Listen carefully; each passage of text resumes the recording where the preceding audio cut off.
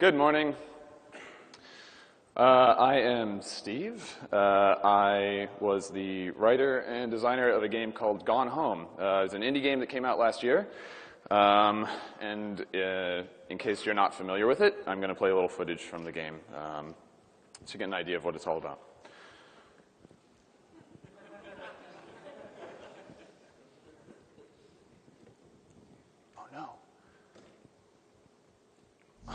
Now it's time to go home again. And this time, it's personal. Gone home. After a year abroad fighting in Iraq, you return home to discover your sister has been kidnapped by terrorists. Are you a rad enough riot girl to rescue your sister? Get some! Over 1.5 hours of exploration-based gameplay. Through 3 gut-wrenching floors of high-octane introspection. Featuring 15 weapons to tear your ennui a new one. All right.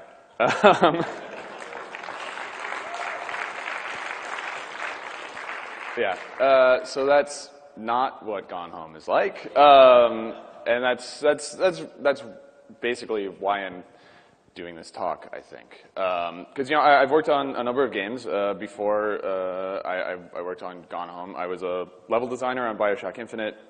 I was a level designer on BioShock 2, and I was the writer and lead designer of Minerva's Den, which was the DLC for BioShock 2. And these are all very much gamey games. You explore these non-linear levels and find environmental storytelling, and you listen to a shit ton of audio diaries. They're games, like capital G games, and they've been well received, as, thankfully, has Gone Home. But Gone Home was the first game I've shipped that got a reaction like this, or like this.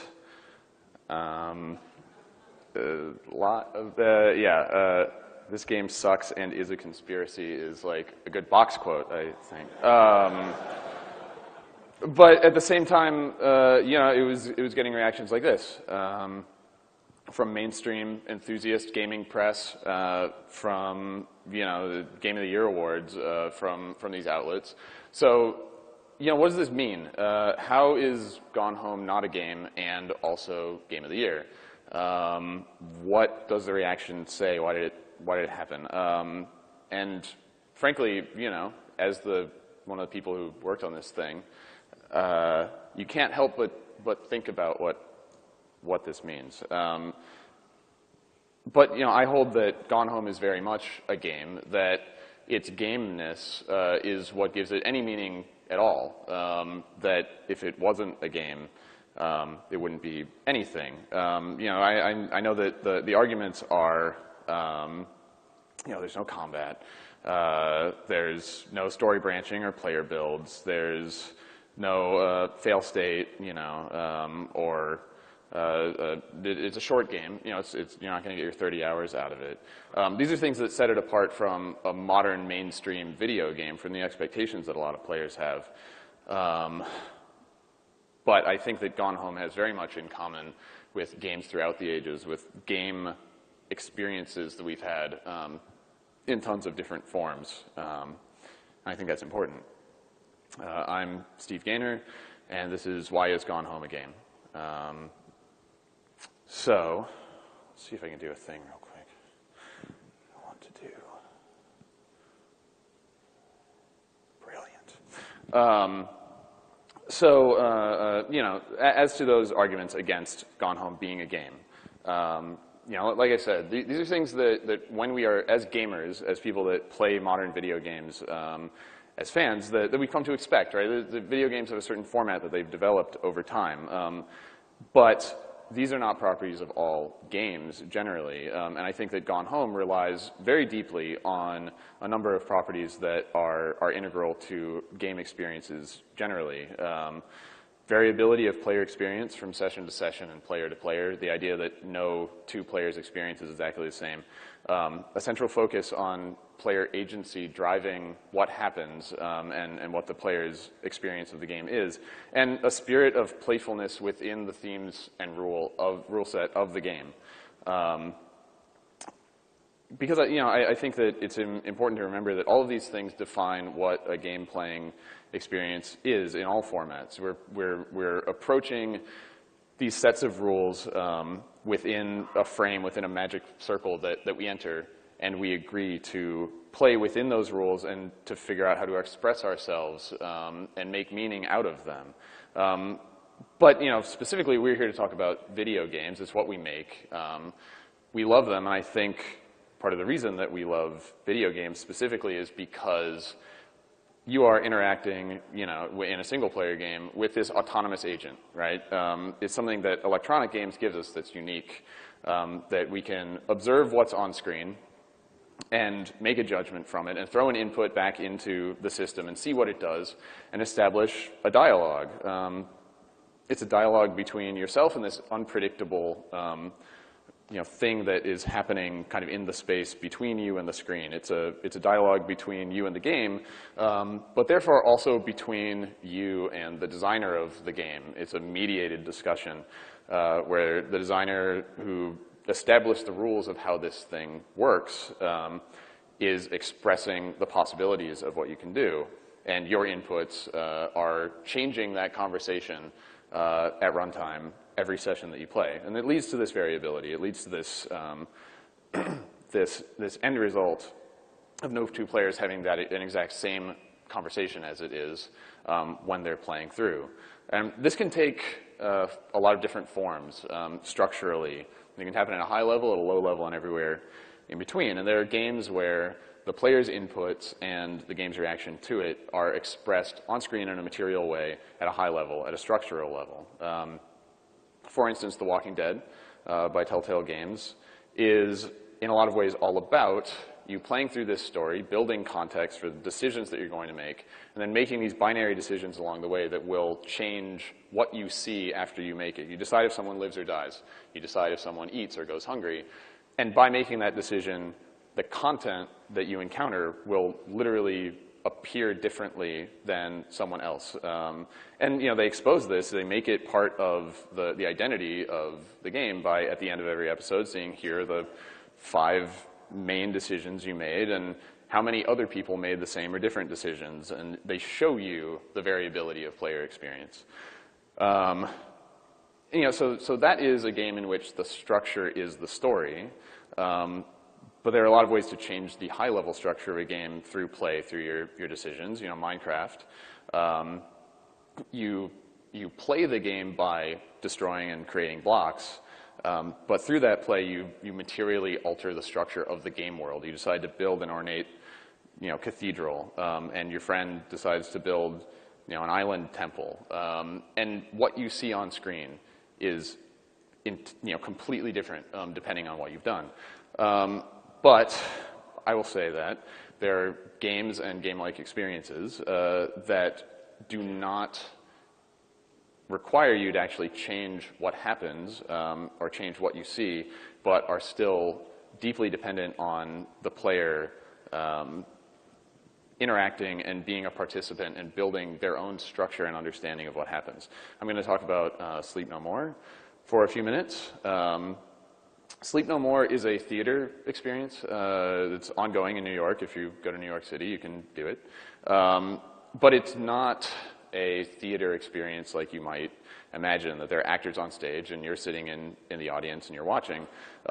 Sleep No More takes place in 4 floors of a converted hotel that has all the rooms have been made up into different locations from this narrative. And the players are set loose into this space. They're given white masks and told, don't speak. You're an active observer, and you're essentially treated as a ghost. You can move through the space at will, go wherever you want. It's filled with these environmental storytelling artifacts that if you want to pick them up and examine them, you can piece together parts of the story on your own.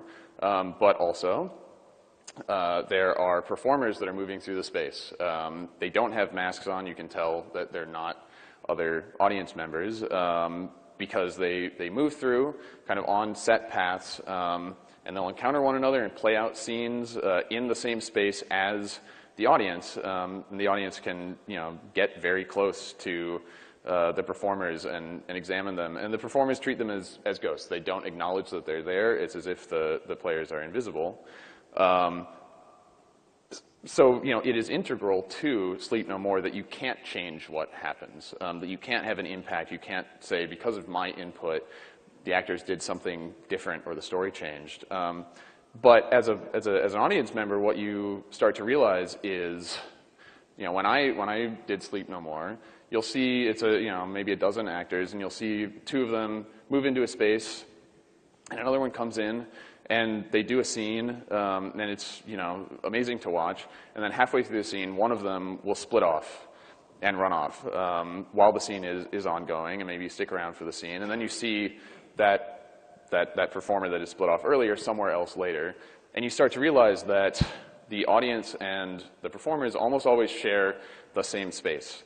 And you start to realize, if I were to find an actor and just say, I'm going to pick them and follow them, I could get a unique thread through this entire experience of saying, this character did this, then this, then this, and this, and I understand part of their section of the narrative in a way that I decided to engage with, that I saw the potential for. I changed my behavior, and the structure of my experience became one of tailing this character and understanding them more deeply, or saying, I'm going to try to find this one part of the storyline and follow all the characters that seem to be related to that. At the end, because Sleep No More is a huge experience and you can't see all of it in one session or two sessions, what you've decided to do, how you've decided to engage with it, defines your structure of how you experienced it, of how you understand it. My shape of Sleep No More, because of what I did, is unique to me, and yours is unique to you, even though I could not change what is on screen, as it were. I think that's incredibly important to Gone Home. Because, Gone Home is a context in which the content is there. Every note's going to be in the same place every time. The audio diaries are all going to be attached to the same objects.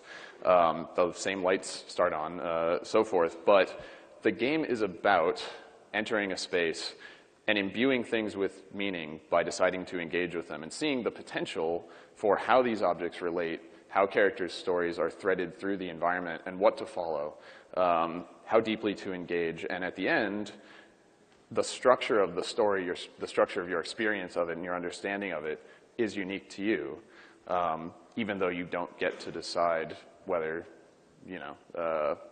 Mom and Rick have an affair or not. And I think that that's incredibly important. It's not just interpretation. The interactivity of it makes the shape of what you see and what you understand and what meaning you get out of it unique to yourself. But that said, that's only talking about the high-level structure.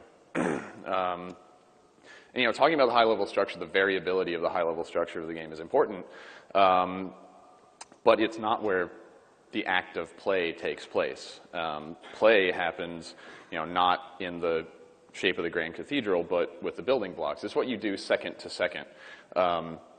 It's where you make the decisions that end up leading to the structures that get built. Basically, it's the way that the game asks you to play with it and then what you do with that.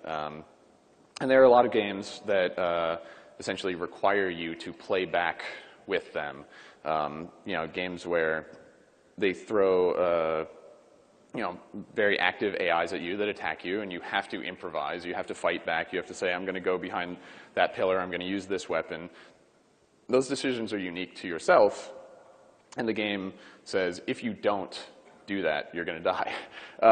And, it leads to very dynamic experiences where the player can be expressive. But there are games that invite the player to play and be expressive only through potential and through implication.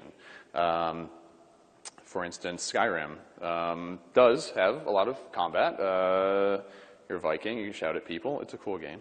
But also, you will encounter stuff in the world. For instance, cheese wheels.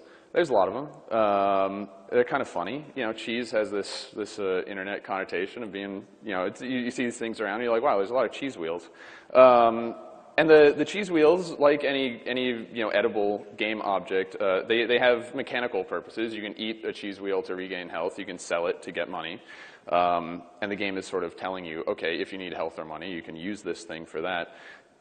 The player also understands that these, like any other object you can pick up, have certain properties. You can put it in your inventory, you can walk around, you can take it back out of your inventory and throw it on the ground.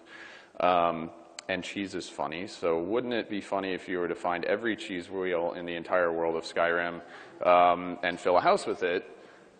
Yes, it would. But the game doesn't tell you to do that. It's not a game rule that something you can do with cheese wheels is fill a house with them. But the general properties of the world imply that you could, and essentially invite you to play within those rules. And so similarly in Gone Home, there's no reason you need to be able to pick up Kleenex boxes or pens or 3-ring binders, aside from you can pick up any small physics object that's not nailed down. So if you can pick up important things like hair dye bottles, you can pick up unimportant things like Kleenex boxes too. And so nothing about the physics objects in Gone Home says what you should really do is find every single one of them that you can and fill the front hall with it. Or even, specifically just the rug in the front hall, every single object in the entire game. Or, make a nice little display in the closet. The game is not asking you to do this, right? This isn't a challenge. You don't get a goal pop-up, et cetera. But the players, as they play, internalize the rule set and say, this is something I could do for fun. I see the opportunity for play, and I'm going to take it. The thing that is incredible about giving players expressive low-level verbs that are unbounded, that are consistent throughout all objects and that allow players to make decisions like this is that they can connect the high-level structure, in the case of Gone Home, the story, with these low-level expressive verbs to do not just things that are silly, but that expresses their understanding of the story, the characters, who these people are, that allow them to express the empathy that they've built for the characters that they've encountered, as it were, in the game. If you've played Gone Home, which again is not like that thing that I showed at the beginning, you'll recognize that these are all objects that only through having played and engaged with the story and built an understanding of these characters do you know these objects all have fictional relevance to the relationship that Sam and Lonnie built over the course of the game. And I found all these screenshots just on the Steam community forums. These are players that were doing this and posting it online.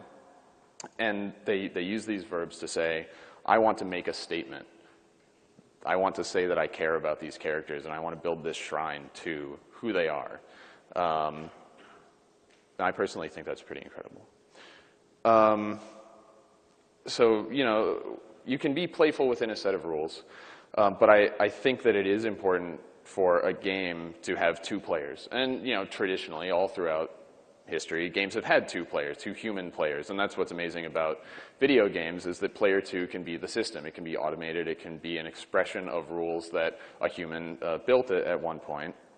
But I think the presence of that second player, the feeling that you're not just playing with the game like a toy, but that it's playing back with you, that dialogue is happening, is important. And in Gone Home, as noted, it's a primarily static game. We did not put in anything, hardly at all, to read what the player was doing at runtime and react to it, to say, you did this, so the game is going to ping you back with that. But we wanted to have that presence, that feeling of something else that is acknowledging you, reacting to you, that knows you're there, to be in the game. And so we had to do that more predictively. By thinking about what the player might do, what they would do, and putting in things that makes them feel acknowledged, that they're not playing completely alone. In Gone Home, for instance, one of the main things that you'll do is turn lights on and off, well, mostly on, because the house starts dark. There are a lot of practical reasons to turn lights on. A room is dark, and you need to turn the lights on so you can see what you're doing. But players would also use it to mark their progress. You start in a dark house, you go into a room, you turn on every light in the room.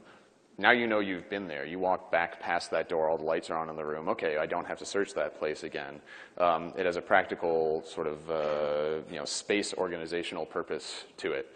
And as a game player, it's what you do. It's what makes sense to do.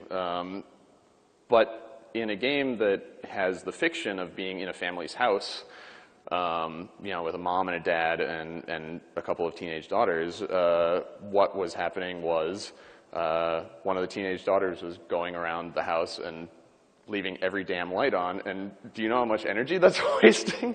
We had this idea of, halfway, I guess half an hour maybe into the game, after we knew the player would have turned on all the lights downstairs, of putting this note on a bulletin board, says, Sam, stop leaving every damn light in the house on. Not because we were tracking to see how many lights have you turned on, if it surpasses X variable, then display this note, but because we knew that 98% of players were going to leave the lights on, and this was a way of saying, we know what you're doing. You're not playing by yourself. You're being acknowledged. We're playing back with you, not by by having AI dodge when you shoot a bullet, but by kind of winking and nodding and exposing ourselves from behind the curtain for a second and saying, yeah, you're not totally alone in this house. And then fading into the background again, because the game is mostly about being immersed, feeling like you're really in this place, but also feeling like you're playing a game and the game is playing back with you. Something else about this, as far as not being reactive, is assuming that the player would be doing this stuff. We had one playtester, after we put this in, they played through and they saw this note and they reported that they had been turning off every light in the room after they left, and to be a good daughter. And they were like, so I guess while I was away for a year in Europe, I learned my lesson. So it's important to remember that players will work to meet you halfway, right? They'll try to figure out how this stuff makes sense, and can still have a good experience with that. One other place where we played back with the player was in the servants' quarters in the basement, which was a place where Sam and Lonnie would sneak away to be together. I'm going to ask for a little help with this. Sarah Grayson, who's the voice of Sam Greenbrier, is here.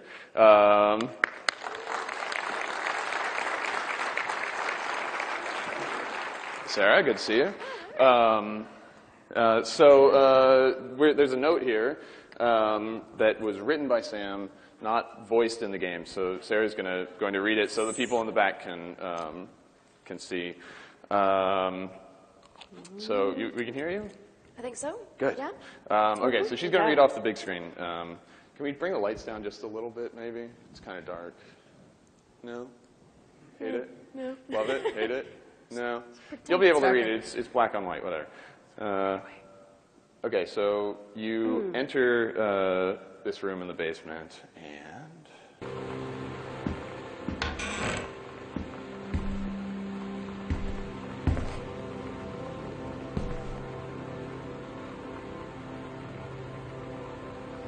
It's like a drug. The first time was in my room in the middle of the night. I woke up and Lonnie was kissing me. Nope, okay, not reading any more of that. No, definitely not. Nope, not going to happen. Okay, thank you, Sarah. You're awesome.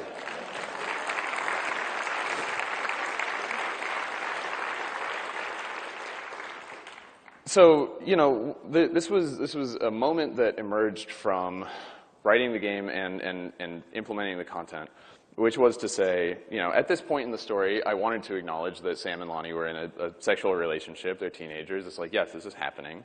So I wrote this journal entry from Sam, and it's pretty personal, and I put it in the game, and I was testing it, and I was reading it, and I was like, okay, this is doing what it's supposed to do. A, it's kind of titillating, and that's really not the point. B, I'm like, wait, I'm playing as her sister. If you're reading this note, and this is your little sister, as soon as you realize what you're reading, you're like, okay, all right.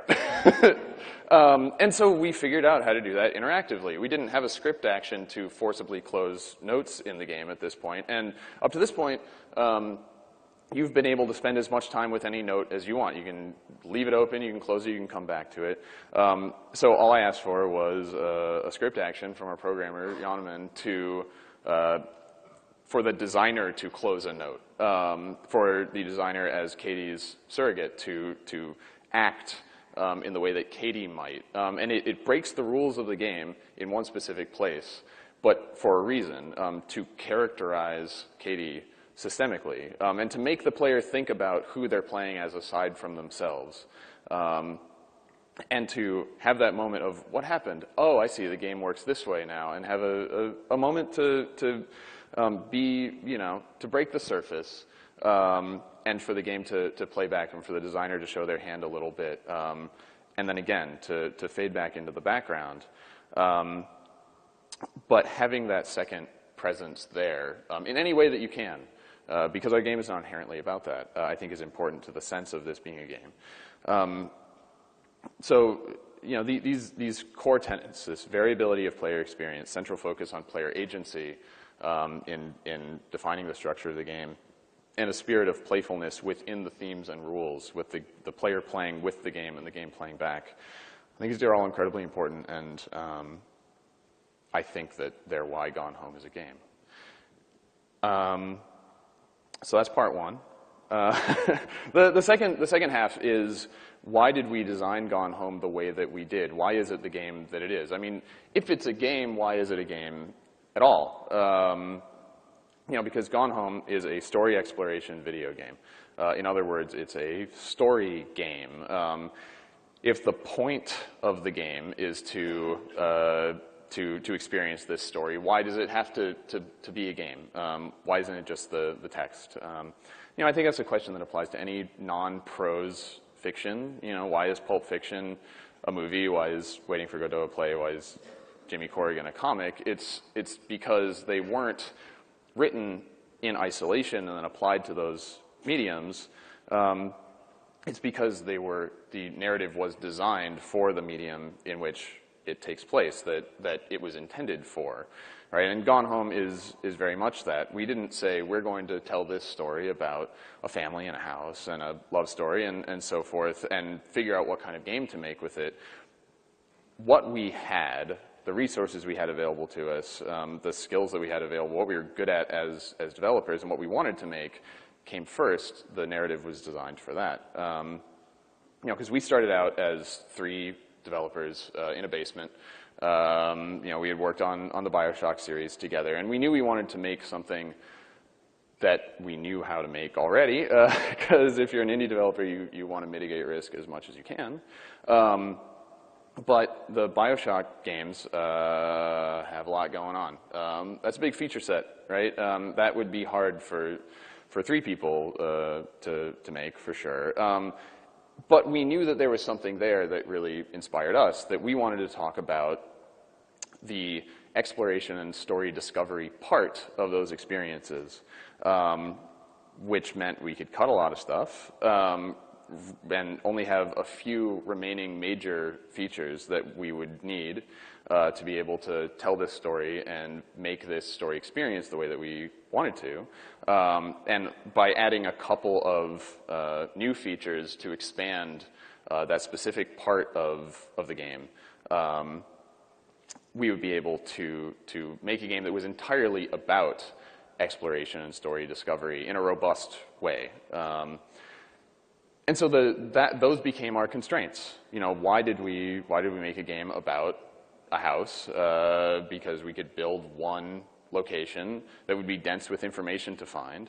Why did we set it in the 90s? Because we wanted a bunch of physical notes to find. We didn't want you to find your sister's cell phone and read her texts. Okay, well, there was the whole game. Thanks for playing. And so everything came from there, right? The story and how we told it emerged from the kind of game we knew how to make and that we ended up building. But that said, why is Gone Home the kind of game it is aside from that? We used a perspective, a set of technology that was built for first-person shooter experiences, right? Like highly dynamic, fast-paced, reactive experiences where AIs are running around, lines of sight matter, you need geometry to be able to dodge around and you know, go behind a column to block a rocket and all that kind of stuff. We weren't using the tech for the stuff it's traditionally used for. Like, it being real time is not important when you don't have to react in real time and so forth. Part of the reason is because I feel like being in a fully enveloping, immersive, audio-visual space in first person has an incredible amount of power to it, period, aesthetically. And that's why it was incredibly important that we found our fourth team member, Kate Craig, who did the 3D art in the game. Because just that tactile feeling of being there is incredibly valuable. But that's only half of it, right? Because, you know, you can stand in a space and it can look like you're really there and sound like you're really there. But it being a game, it's important to think of the rules of how you exist, how you behave, how you express yourself in the world. You know, the interactivity is the second half of it. And it's important to think about where you get your rules for that, where your design philosophy comes from. And for us, you know, we worked on the BioShock series, but also our inspirations came from the games that inspired those games. You know, classic Looking Glass titles, System Shock, Thief, Deus Ex. These are immersive simulations that are defined by a number of, you know, core tenets of design philosophy as far as, you know, we've interpreted them. This is not the end-all be-all, but when we think about how these games were designed, you know, we think about the fact that they had consistent, predictable, interactive rules, that, you know, there was nonlinear playable space that you could explore at your own will and feel like you had the power to own your experience of, and that they put a deep trust in the player to put in as much as they expected to get out, right? To explore of their own volition and try to understand things and try to find everything and not to be told exactly what to do or where to go or how to do it, but to understand how the world worked and make the most of that potential.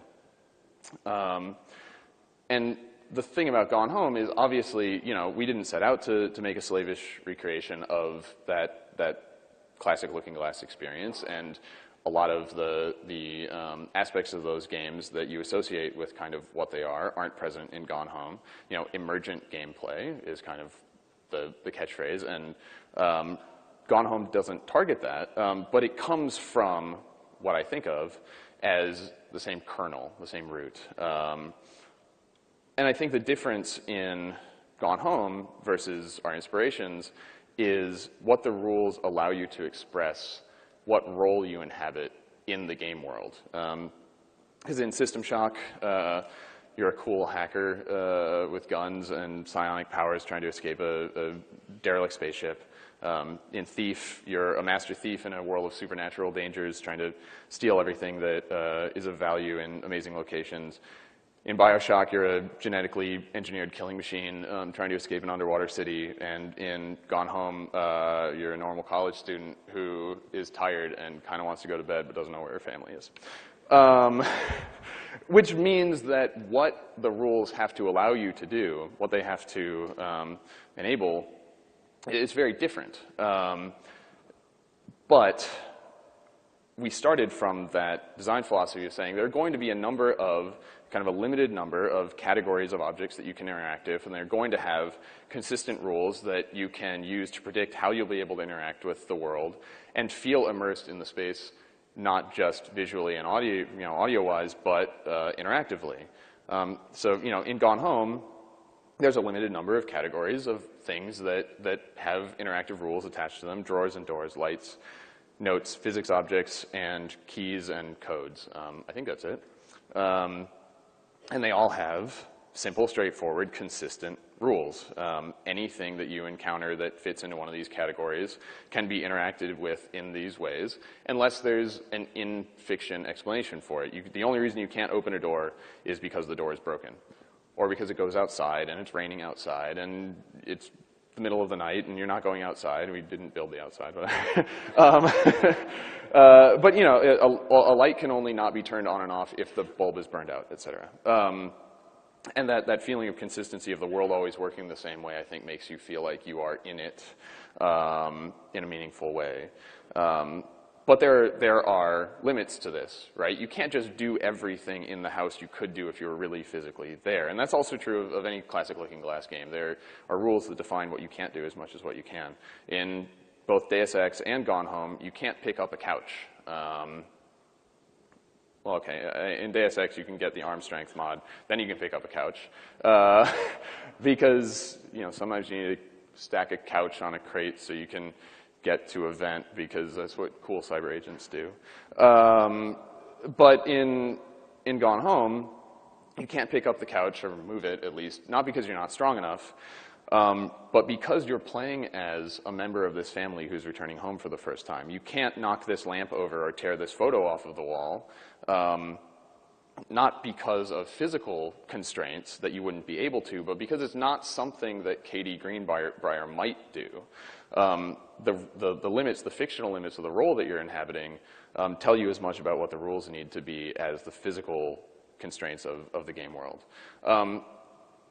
But that also sometimes requires you to go the next step, to go further as a developer. Because, early on in development, there were these physics objects. You could pick them up, you could look at them, you could get information from them. And then if you wanted to put it back, you could try to throw it back onto that counter. And if it didn't bounce off, that's cool. But there was no way to be intentional about putting something back. And playtesters played, and they were like, it's really cool, you can pick stuff up and look at it, but then I feel like a clumsy caveman when I want to do something with it aside from throw it at the wall.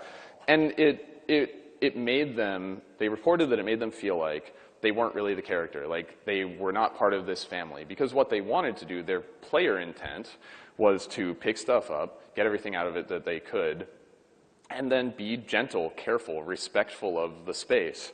And we had not given them the interactive tools to do so, which was what led us to create the putback system, which is anything that you pick up, you can examine, and then you can look back at where you picked it up from and put it back in that exact location.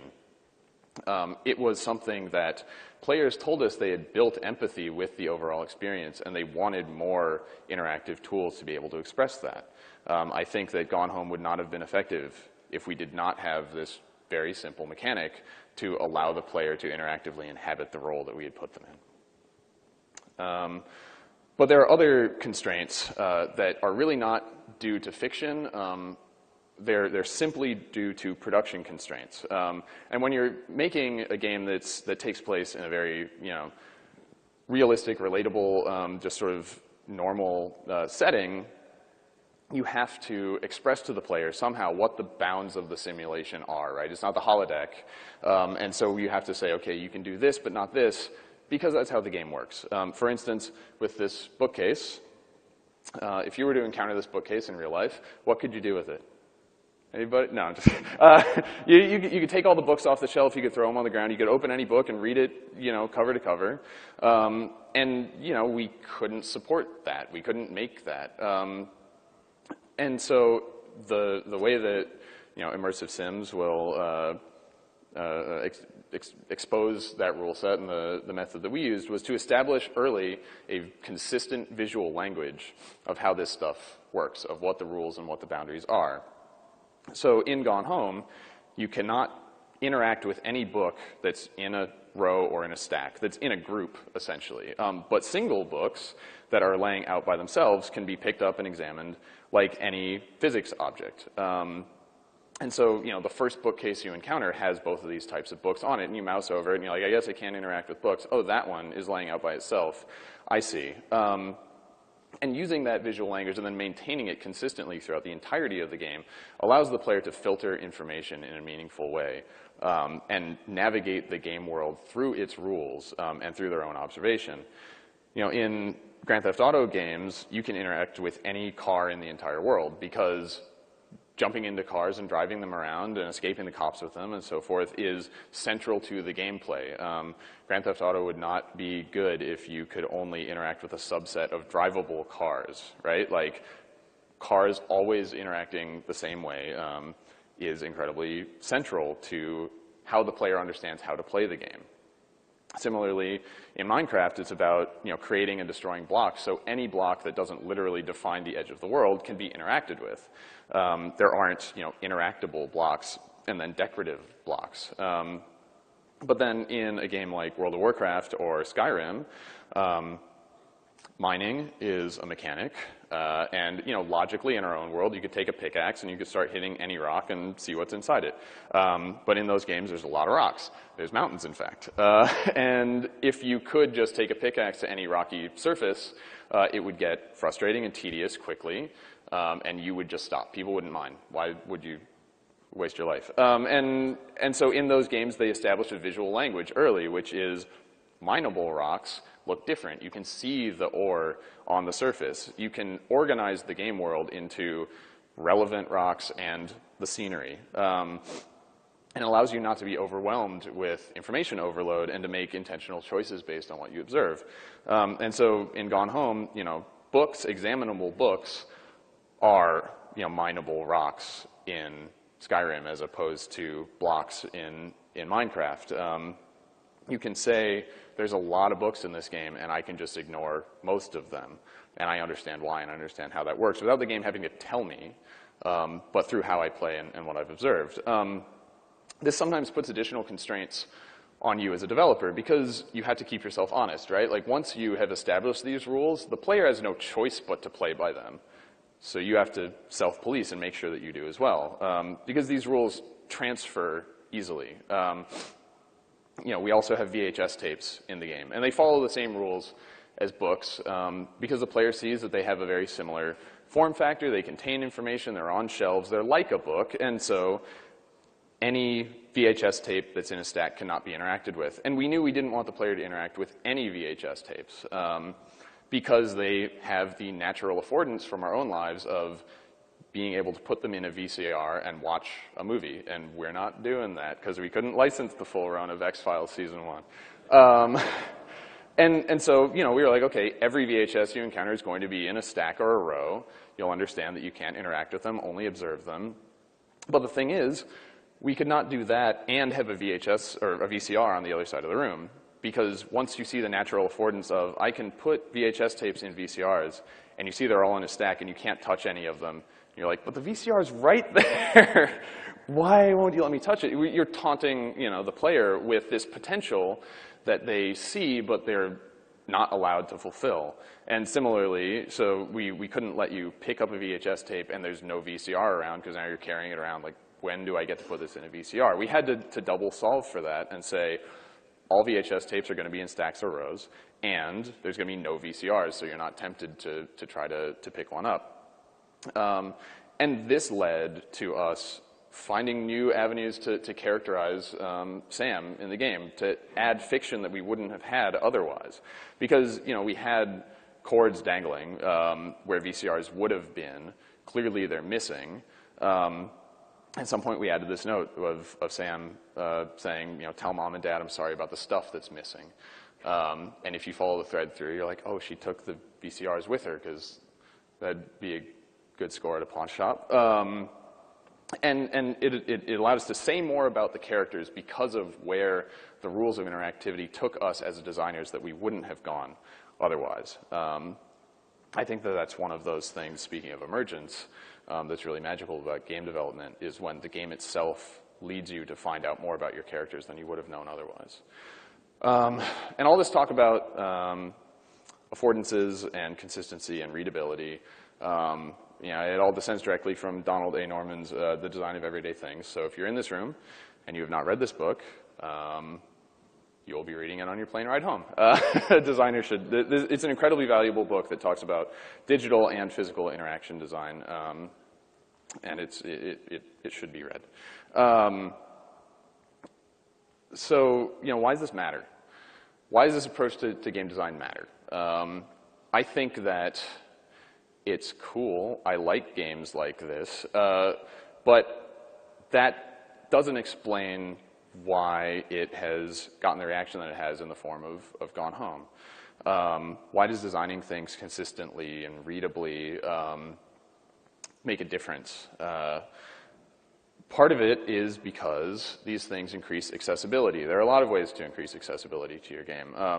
My experience working on the BioShock series was one of getting a deep understanding of how BioShock arose from taking System Shock 2, which was Irrational Games' first game, and making it an incredible amount more accessible, gameplay-wise, reducing complexity where the complexity wasn't adding value for most players, making the level design and the UI and how the systems worked more readable, making a lot of the mechanics more forgiving, and basically allowing more players to get further through the game with less friction and have the core experience of System Shock 2, while filing off some of the edges that pushed less hardcore players away and that allowed more people to experience the thing, right? And that's, I think that for a lot of game developers, you want as many people as possible to be able to have access to the game that you've built. But that's in the systemic space. That's in how the game works. BioShock also has fiction, which I would call in a lot of ways less accessible, right? BioShock is a game about a mid-century undersea society built on Randian objectivism and genetic engineering. It's an allegory about a political stance. It's not something that you probably naturally say, this is going to sell a few million on an Xbox. But the thing, I worked on Infinite directly with Ken Levine, who, as you can tell, adorable man. And there was really a separation of church and state between fiction and gameplay, between how the game worked and what its fiction was saying. There can be compromises made in how the systems are displayed to the player to make it so more people can play the thing.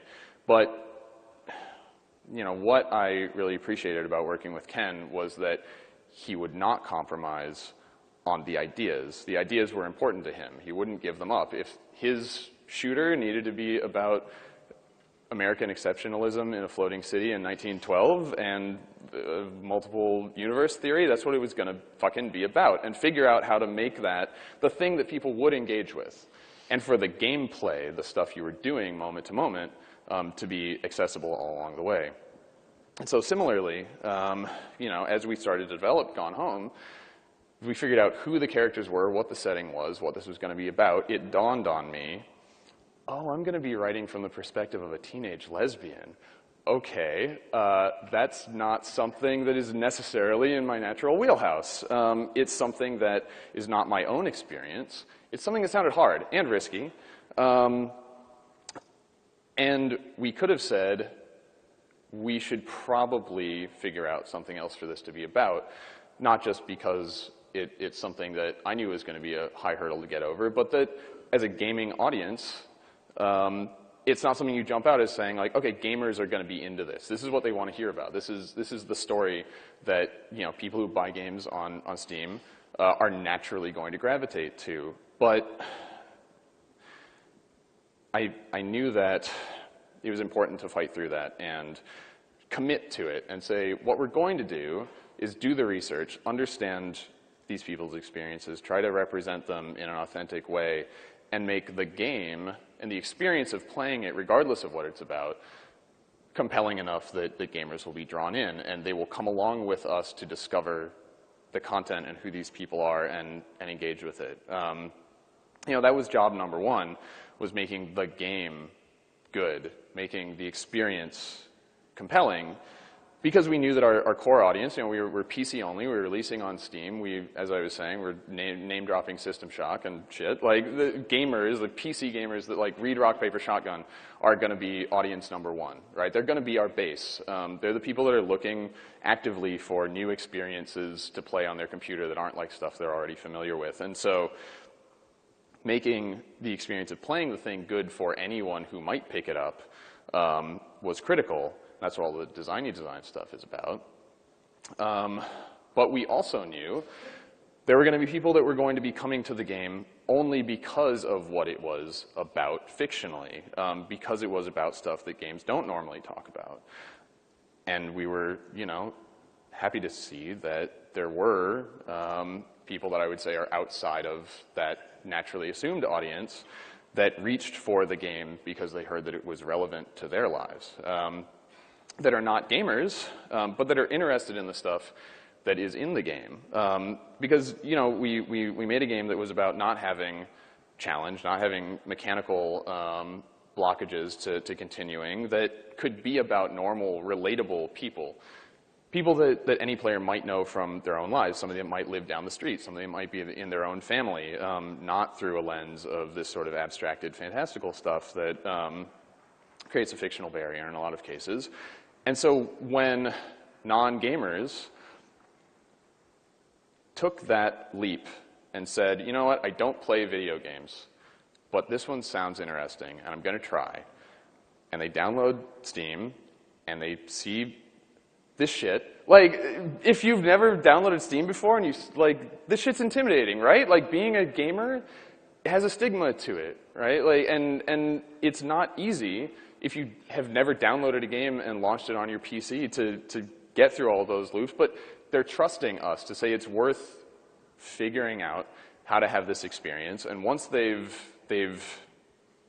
come that far, we have this opportunity to meet them halfway and welcome them in and say, we're not going to push you away once you've taken a chance and put yourself out there.